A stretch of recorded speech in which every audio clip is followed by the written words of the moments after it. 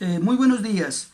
La finalidad de este video es estudiar un poco más a profundidad lo que es un Estado unitario, su definición, sus características, las clases de Estado unitario, y nombraremos para finalizar ciertos países latinoamericanos que hacen parte de un Estado unitario.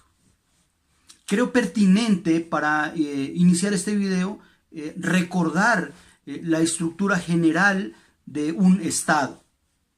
Encontramos 6 grandes elementos. Encontramos como primero el territorio. El territorio son los límites tanto marítimos como terrestres de un Estado. Encontramos y sin duda alguna un factor muy importante y muy prioritario que es el pueblo. El pueblo somos las personas que conformamos el mismo Estado. Encontramos un reconocimiento internacional. También encontramos un espacio geográfico. Como quinto aspecto, encontramos una soberanía. La soberanía es la fuerza que nos da del ser un Estado, el reconocimiento que nos da de hacer parte de un Estado. Y por último, encontramos el poder. El poder en nuestro Estado colombiano y bajo los preceptos y los parámetros de nuestra Constitución actual, nuestra Constitución política de 1991, se rige por las 3 grandes ramas, las 3 grandes pilares, que son un poder ejecutivo, un poder legislativo y un poder judicial. Dentro del Estado unitario existe solo un tipo de poder ejecutivo, de poder legislativo y de poder judicial. Dentro del poder judicial aplica el derecho vigente para todo el territorio del Estado y que acoge los pronunciamientos de la Corte Suprema de Justicia a nivel nacional. Y dentro del único poder ejecutivo está conformado por todos los gobernantes. Es pues así que ya podemos definir qué es un Estado unitario. Y decimos que el Estado unitario debe estar regido por la constitución política del Estado actual o del Estado a que hace parte. Entonces decimos que existe en el Estado unitario, existe un solo centro de poder político que extiende su accionar a lo largo de todo el territorio del Estado mediante sus agentes o autoridades locales, delegadas desde el poder central. En nuestro caso, el poder central se encuentra concentrado y sus instituciones en la ciudad de Bogotá capital. Encontramos 3 grandes clases de Estado unitario, que es un Estado centralizado, desconcentrado y en el cual está como tercero la descentralización. Dentro del poder centralizado, como primero, sus funciones se encuentran centradas o concentradas en un solo núcleo. En el desconcentrado, en el Estado unitario desconcentrado, existen unos órganos que dependen del poder central, pero cuentan con atribuciones o funciones específicas a nivel local. Esto no quiere decir que se tengan o que estén desligadas del poder central, sino cuentan con algunas funciones. En algunos casos no gozan de esta autonomía. Y en la descentralización existen instituciones dentro del Estado con personería jurídica o patrimonio propio y autonomía de gestión, pero estas están siendo vigiladas por el gobierno. Entonces podemos concluir que un Estado unitario es la unidad territorial y la unificación de los ordenamientos jurídicos. Es la compactación de los ordenamientos. Entre ellos encontramos unos países que hacen parte de estos, nombraremos unos pocos, en los cuales está Colombia, está Ecuador, se encuentra Perú y se encuentra Chile. Esto es a grandes rasgos lo que es un Estado unitario. Muchas gracias. Hola, mi nombre es Angie Carolina Perea Castillo y siguiendo el orden de ideas les voy a explicar y pues hablar un poco, contextualizarles acerca de qué es un Estado federal. Y un Estado federal es una unidad delimitada territorialmente que en unión de otras entidades conforman lo que es un Estado. Y además de eso, estos están compuestos por estados particulares cuyos poderes regionales cuentan de autonomía e incluso de soberanía en importantes aspectos de la política interna. Bueno, en nuestros días son ejemplos de estados federales Suiza, los Estados Unidos de Norteamérica, Rusia, México, Alemania, entre otros estados. Los estados federales se rigen por leyes propias, aunque estos están sometidos en ciertos asuntos a las decisiones del Poder Federal Central por medio de su Constitución Federal. Bueno, surge una pregunta: ¿un Estado federal se puede separar del resto? Y la respuesta es que no se puede separar del resto, porque normalmente este no puede hacerlo de forma unilateral, porque el pacto constitucional establece que se necesita contar con el resto. Bueno, tenemos, por ejemplo, que un Estado centralista viene siendo un Estado opuesto al federal. ¿Por qué? Porque en el Estado centralista pues deja en que solo el gobierno central tiene poder para tomar las decisiones. Muy buenos días. Vamos a hablar acerca del centralismo. Como tal, el centralismo lo podemos ver como la concentración de poderes, lo que quiere decir o hace referencia a que solamente una entidad gubernamental, en este caso puede ser el presidente o el jefe o jerarca como tal, es quien la dirige y no divide sus poderes, sino que él únicamente se encarga de llevar a cabo estas funciones, a lo cual podemos hacer referencia a históricamente Hitler. Hitler fue una persona que centralizó el poder como tal y era él el eje central de todas las decisiones que se tomaban. Lo podemos ver también en Mónaco, en Francia, en Portugal, que vemos como tal el centralismo ha tomado su mayor auge desde la historia en lugares como Europa, que son pues de donde nosotros como tal traemos nuestra constitución y traemos nuestros principios como tal, por así decirlo. Esto nos lleva como tal a tener serios problemas en cuanto a lo que es centralismo, ya que han empezado a aparecer muchas opiniones divididas, diferentes tipos de pensamientos, lo cual ha hecho que el centralismo vaya perdiendo su fuerza y empiece como tal a ser descentralizados los poderes, en lo cual ya se le empieza a otorgar la facultad a diferentes estados para poder gobernar.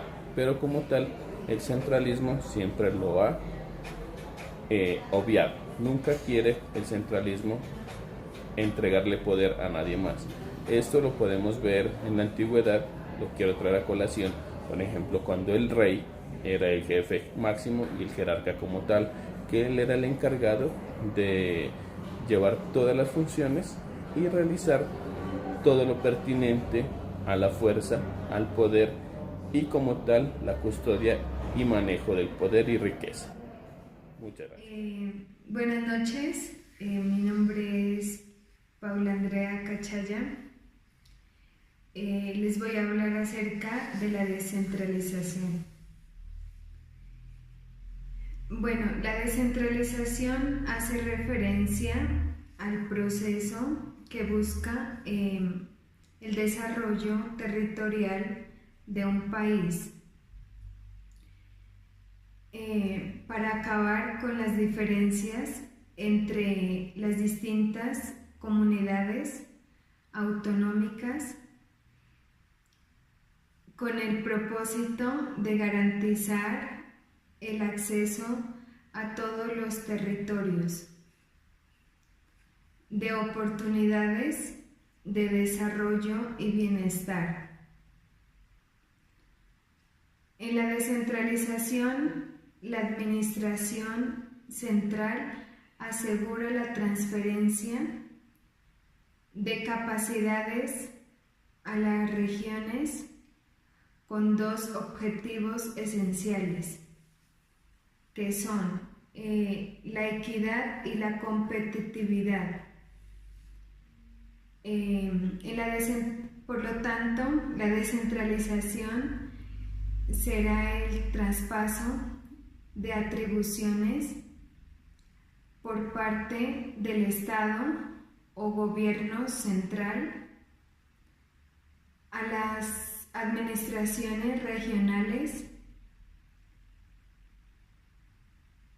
implicando dotar a las comunidades y estados autonómicos una serie de recursos para su correcto funcionamiento,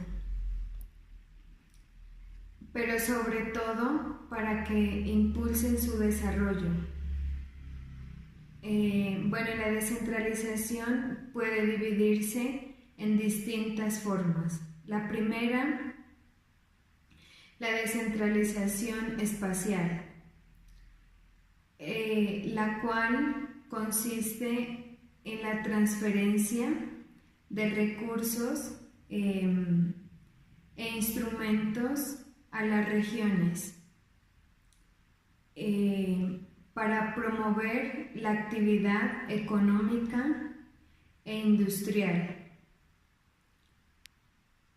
de tal forma que se reduzca o limite a la concentración a favor de unos pocos centros urbanos de gran tamaño. La segunda, la descentralización hacia el mercado. En la transferencia de la responsabilidad de la prestación de servicios por parte del Estado hacia los particulares. La tercera es la descentralización política.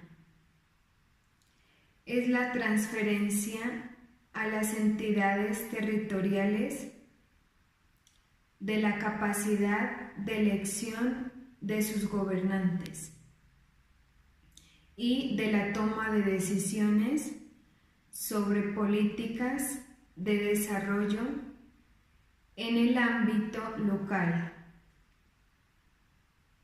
La cuarta es la descentralización administrativa.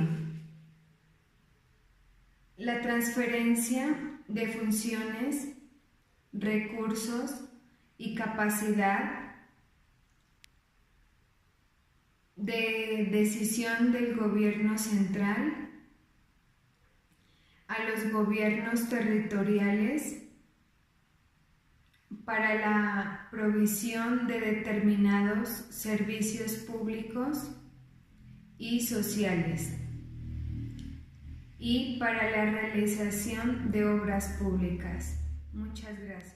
Buenas, yo les voy a explicar sobre el tema de desconcentración. En estas están la desconcentración territorial y la desconcentración jerárquica o funcional. Podemos decir que la desconcentración es la distribución adecuada del trabajo que se realiza el jefe o representante legal de la entidad, sin implicar el ejercicio de la limitación de la centralización.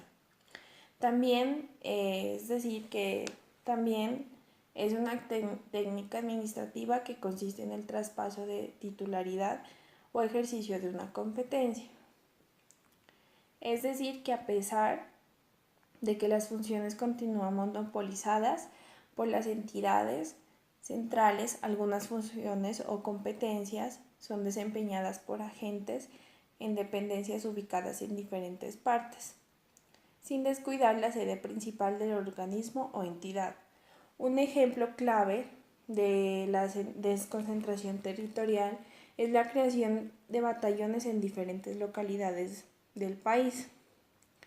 Por ejemplo, en las bases militares, la desconcentración se hace en diferentes partes y se concentra en una parte que sería la capital, que es Bogotá.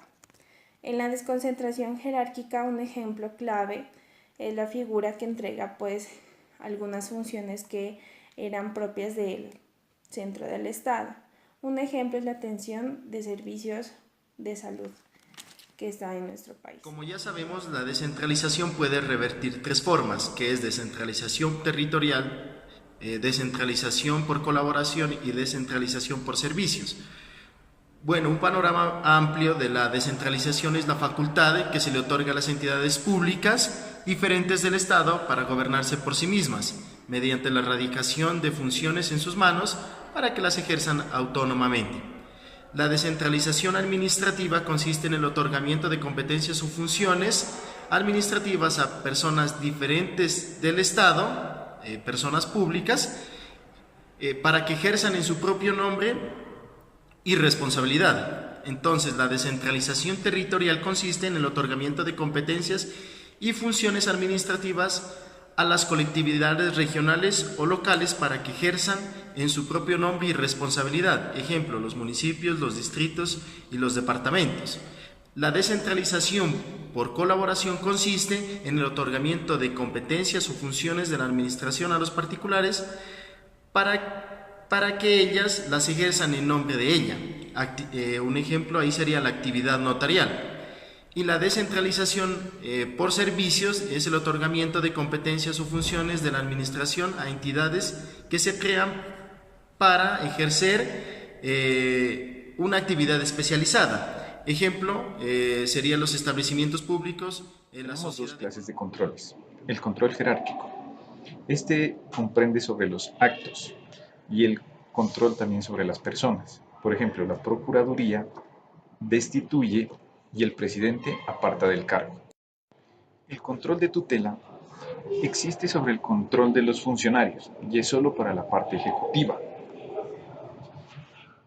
el cual predica la defensa de los funcionarios. De igual forma, el control de tutela tiene una segunda división, que es el control sobre las actividades y sobre los actos de las entidades descentralizadas, las cuales pueden ser territoriales, por servicios o por controles desarrollados vía jurisprudencial. En el caso territorial, existe la iniciativa de gobernadores y alcaldes, la objeción de proyectos de ordenanza y la revisión de los tribunales contenciosos. En el caso de los servicios, existe el control que lo ejercerán sobre los organismos directivos, por ejemplo, las cámaras de comercio o las cajas de compensación. También están las leyes y los planes de desarrollo, el manejo presupuestal, las actividades de industria y comercio y el control indirecto sobre las entidades de los servicios. Otra forma de control es la que radica en los controles que ha desarrollado la Corte Constitucional, que son el control administrativo, el control presupuestal, el control fiscal, por ejemplo las contralorías, el control político, que es ejercido por el Congreso, y el control judicial en el caso contencioso.